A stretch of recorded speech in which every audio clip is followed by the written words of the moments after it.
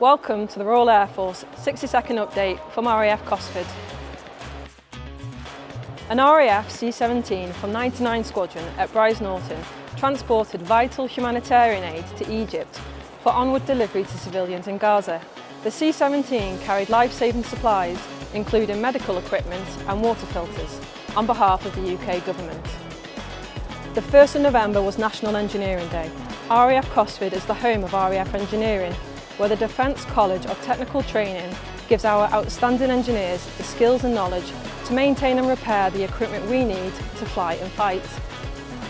22 RAF sportsmen and sportswomen from 15 sporting disciplines were recognised at the 2023 RAF Sports Awards. Sport and fitness are massive parts of RAF life, with 54 sports associations to choose from if you join up. That's everything for this week. Thanks for watching, and we'll see you next time.